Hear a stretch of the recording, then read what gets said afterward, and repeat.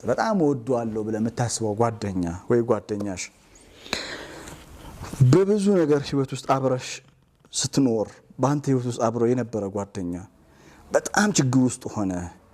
በጣም በመታስፈልግሽ ሰዓት በሚያስፈልግህ ሰዓት ደውለ የለም እኮ አይደለም ያለው መምጣት እኮ አልችልም እኮ አይደለም ያለ ወይም አይደለም ያለች ደውላችሁ እያየው ስልክህን አያነሳው እና እንደዛ ማድረጉን አንተ አውቃል ምንድነው የሚሰማው